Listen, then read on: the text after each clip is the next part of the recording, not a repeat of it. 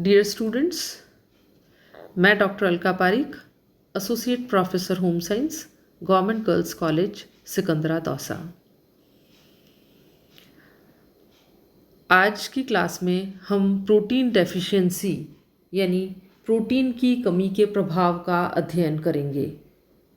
अब तक की क्लासेस में हमने पढ़ा कि शारीरिक विकास और वृद्धि के लिए प्रोटीन नितांत जरूरी है।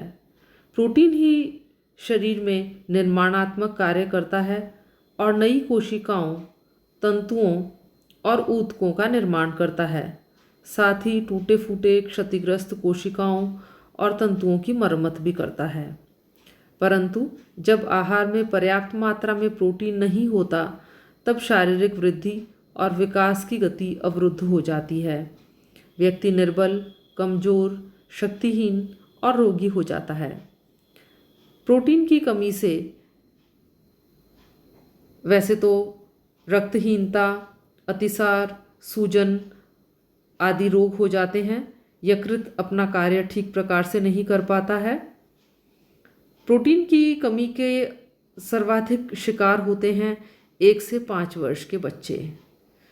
अविकसित और विकासशील देशों में यह समस्या और भी गंभीर और भयावह है। अकेले भारतवर्ष में लगभग 10 लाख बच्चे अपनी ज़िंदगी से हाथ धो बैठते हैं और इनकी मृत्यु प्रोटीन कैलोरी कुपोषण के कारण हो जाती है। प्रोटीन की कमी से बच्चों में मुख्यतः 3 प्रकार के रोग देखे जाते हैं।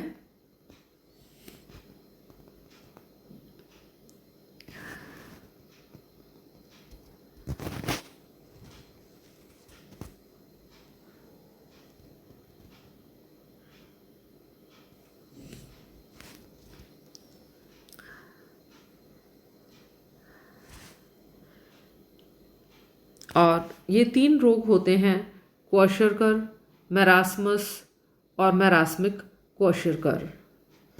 प्रोटीन की डेफिशिएंसी में वैसे तो मसल वेस्टिंग होती है। सभी, चाहे क्वाशरकर हो, चाहे मैरास्मस हो या मैरास्मिक क्वाशरकर हो, मसल वेस्टिंग यानी कि मांसपेशियों का ह्रास होता है। एल्ब्यूमिन प्रोटीन की डेफिशिएंसी देखी जाती है।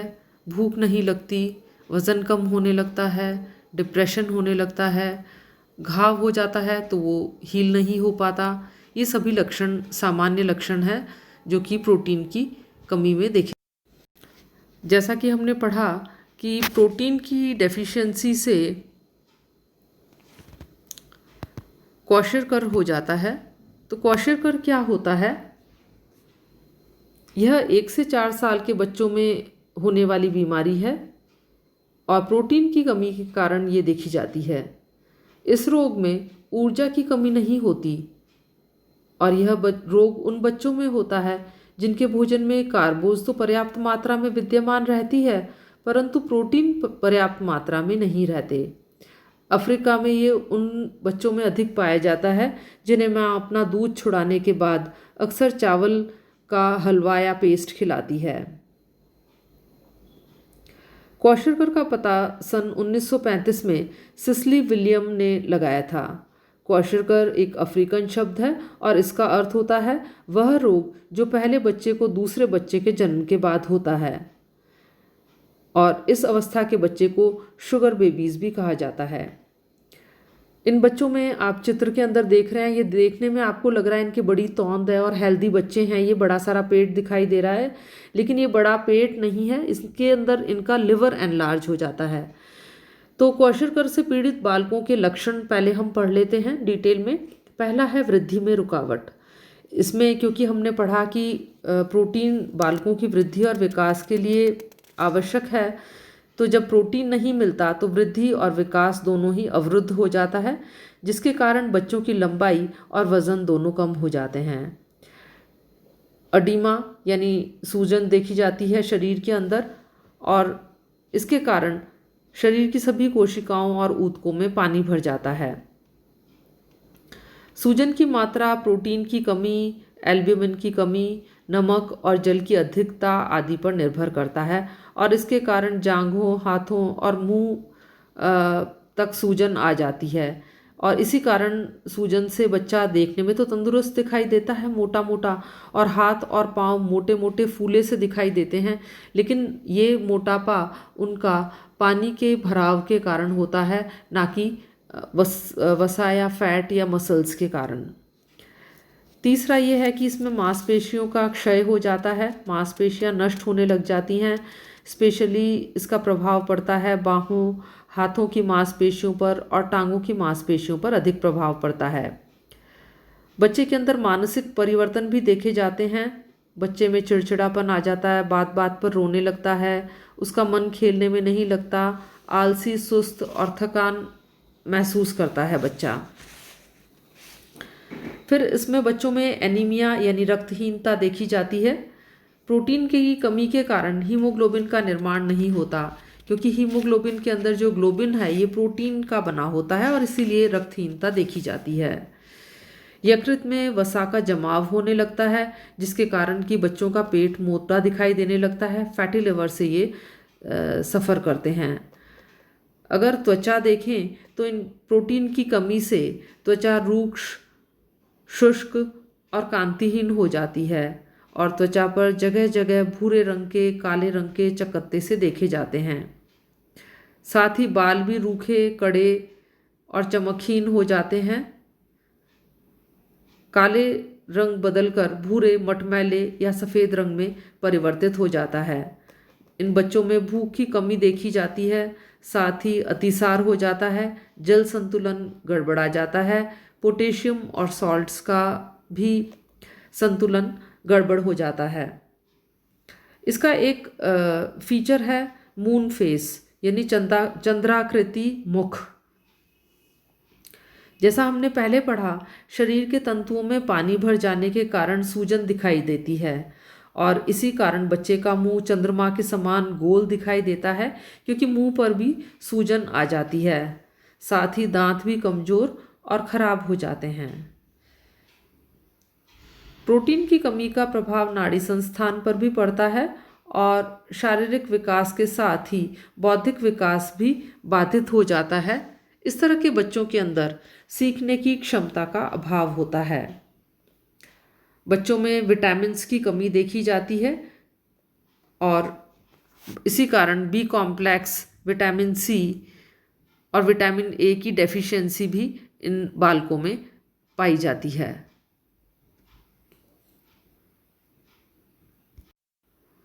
जो दूसरी बीमारी प्रोटीन की कमी के कारण होती है उसका नाम होता है मैरास्मस। इसे सूखा रोग भी कहते हैं। आप चित्र में देख रहे हैं इस बच्चे को, ये बच्चा बिल्कुल सूख गया है, इसीलिए इसे सूखा रोग कहा जाता है, क्योंकि मसल्स की वेस्टिंग हो जाती है। मैरास्मस के अंदर इस तरीके से मंकी फेस देखा जाता है, यानी बंदर की तरह से मुंह हो जाता है बच्चे का। सूखा रोग या मैरास्मस ग्रीक भाषा का शब्द है और इसका अर्थ होता है व्यर्थ होना, यानी टू वेस्ट। यह रोग 6 माह से लेकर के और 18 माह के शिशु में देखा जा सकता है। इसके कारण होते हैं जल्द गर्भधारण की दशा में माँ का कमज़ोर होना, शिशु को ठीक से स्तनपान नहीं करा पाना, माता के आहार में दूध, अनाज, दाल, सब्जी, फल इनका अभाव होना। सूखा रोग में भी क्वाशरकर से ये और भी अधिक खतरनाक होता है और इसके अंदर प्रोटीन और एनर्जी दोनों की ही कमी देखी जाती है। शरीर में सूजन बिल्कुल भी नहीं होती, बल्कि मसल वेस्टिंग हो जाती है और मसल वेस्टिंग होने के कारण बच्चे की देखो जो रिब्स हैं वो दिखाई दे रही हैं, आंखें बाहर से निकल आती हैं और हाथ पैर बिल्कुल पतले रह जाते हैं। शिशु की लंबाई में वृद्धि नहीं होती, यकृत पर वसा का जमाव बिल्कुल नहीं होता, त्वचा के नीचे वसा की मात्रा नहीं होती, शिशु अधिक उम्र का दिखाई देने लगता है, आंत्र मार्ग या गैस्ट्रोइंटेस्टाइनल पैसेज में संक्रमण होने लगता है, त्वचा रूखी, सूखी, बेजान, कांतिहीन हो जाती है, मांसपेशियों का क्षय अधिक होता है, हाथ पैर पतले कमज़ोर होते हैं, त्वचा अस्थियों से चिपकी हुई दिखाई देती है और पेट बाहर की तरफ निकल जाता है। तो ये सारे सिम्टम्स थे मैरास्मस के या सूखा रोग के। तीसरी और खतरनाक स्थिति देखी जाती है जिसे बोलते हैं मैरास्मिक क्वाशरकर। अविकसित और विकासशील देशों में जहाँ प्रोटीन ऊर्जा कुपोषण अधिक होता है, वहाँ के बालकों में मैरास्मस और क्वाशरकर इन दोनों के लक्षण एक साथ ही दिखाई देते हैं। प्रोटीन ऊर्जा कुपोषण के स्पेक्ट्रम का यदि अवलोकन किया जाए तो हम पाते हैं कि प्रारंभिक बाल्यावस्था में किशोरावस्था एक छोर पर, क्वाशरकर एक छोर पर होता है और मैरास्मस दूसरी छोर पर होता है। यह उस तरह के बच्चों में पाया जाता है जिनमें कि प्रोटीन और ऊर्जा दोनों की ही कमी देखी जाती है। इसमें एडिमा यानी सूजन भी होती है शरीर में और साथ में मसल वेस्टिंग भी देखी जाती है। यानी अब तक हमने जो क्वाशरकर और मैरास्मस पढ़ा उन दोनों के ही लक्षण देखे जाते हैं। इस तरह के बच्चों को ना तो प्रोटीन ठीक प्रकार से मिल पाता है और ना ही ऊर्जा। इसके कारण इनमें प्रोटीन और क्वाशरकर दोनों का ही मिक्स मैरास्मिक क्वाशरकर देखा जाता है। और इस तरह के बच्चों में विटामिन्स की, प्रोटीन की, मिनरल्स की, एनर्जी की डेफिशिएंसी देखी जाती है। इसे प्रोटीन एनर्जी मैलन्यूट्रिशन भी कहा जाता है या PEM या EPM एनर्जी प्रोटीन मैलन्यूट्रिशन भी कहा जाता है। इस तरह के बच्चों को वसा रहित दूध दिया जाना चाहिए, प्रोटीन का समावेश अधिक करना चाहिए, दालें, पानी, अमीनो एसिड्स, मल्टीविटामिन की टैबलेट्स, इसके अलावा फ्रूट्स, वेजिटेबल्स प्रॉपर मात्रा में दिए जाने चाहिए। तो आज की क्लास में हमने पढ़ा प्रोटीन की डेफिशिएंसी, और प्रोटीन की डेफिशिएंसी में हमने 3 तरह की डिजीज़ पढ़ी हैं। पहली है मैरास्मस, दूसरी क्वाशरकर और तीसरी मैरास्मिक क्वाशरकर। धन्यवाद।